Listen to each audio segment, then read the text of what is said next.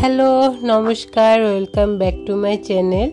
Bangladeshi blogger Benus family থেকে বেনু বলছি। তো এই ভিডিওটা ছিল সরস্বতী পুজোর দিন, আপলোড দিতে দেরি হয়েছে বলে সরি। তো আমরা সেদিন দুপুরবেলায় গিয়েছিলাম, প্রায় 3টার মতো বাজে। আমাদের প্রজেক্টের পূজা শেষ করে তারপর আমরা জগন্নাথ হলে গিয়েছি। আর এখানকার তো পূজার সম্পর্কে সবাই জানেনি, অনেক পুজো হয়, খুব মজা হয় কিন্তু এই পুজোগুলো দেখতে।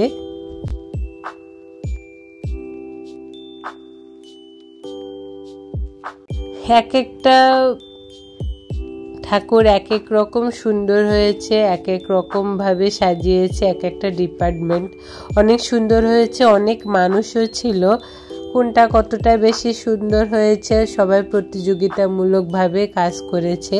এটা ঢাকা শহরের খুব একটা পপুলার পুজো, জগন্নাথ হলের পুজো। তো আমরা প্রতি বছরই দেখতে আসি, এবারও ব্যতিক্রম কিছু না। অনেক সুন্দর সুন্দর ঠাকুর হয়েছে, অনেক সুন্দর করে ডিজাইনও করেছে সবাই।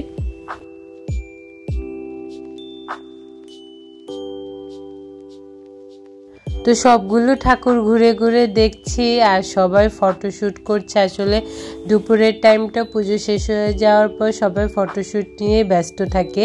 তো আমরা অলরেডি ঠাকুরগুলো দেখা হচ্ছে আর সবার ফটোশ্যুটগুলোও দেখছি।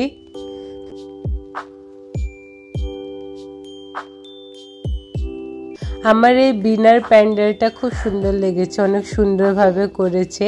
আর সবাই সবসময় সব কিছু তুলে ধরার চেষ্টা করে, এক একটা ডিপার্টমেন্ট দেখতেও খুব ভালো লাগে। এটা একদিনের জন্য তার হয় না, এটা অনেক দিনের চেষ্টায় সবাই গড়ে তোলে।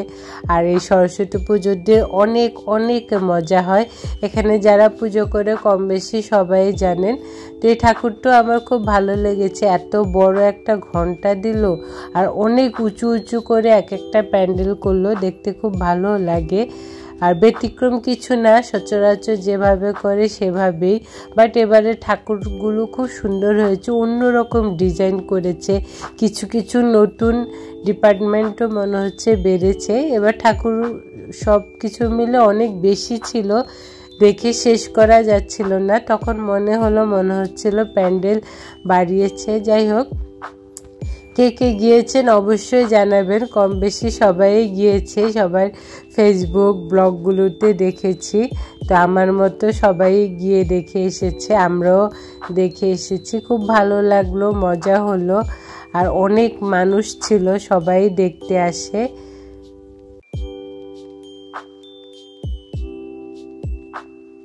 এই ঠাকুরটাও ব্যতিক্রমভাবে সাজিয়েছে, সুন্দর কালারিং করে সাজিয়েছে।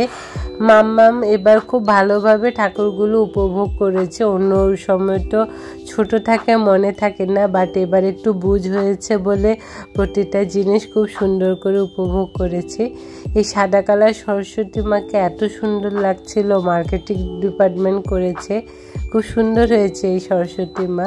তো ভগবান সবার মঙ্গল করুক, এই কামনাই করি। আর আমাদেরও যেন ভালো রাখুক, সবাইকে ভালো রাখুক, সবাই যেন সর্ববিপদের হাত থেকে রক্ষা পায়। সামনের বছর মা আবার আসবেন, আবার আমরা এভাবে পুজো দেখব।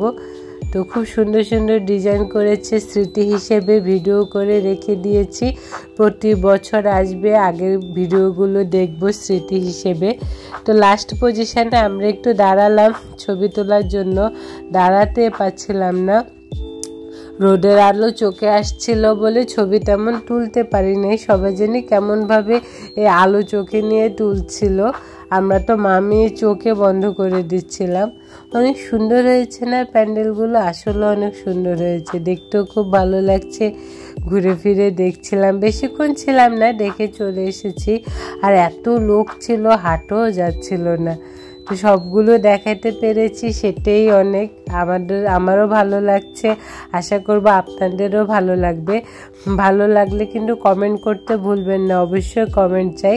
তো সামনের বছর আবার পুজো দেখার আমন্ত্রণ রইল। আজ তাহলে এ পর্যন্ত, সবাই ভালো থাকবেন, সুস্থ থাকবেন, পরিবারের যত্ন নেবেন, আমাদের জন্য আশীর্বাদ করবেন, আমরাও আপনাদের জন্য আশীর্বাদ করব।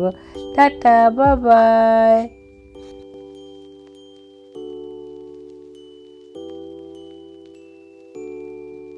এই ডলপিং প্যান্ডেলটা অনেক সুন্দর লেগেছে লাস্টে। তো লাস্টগুলো আমি আর করিনি, মাম্মাম পাপা করেছে। Bye bye.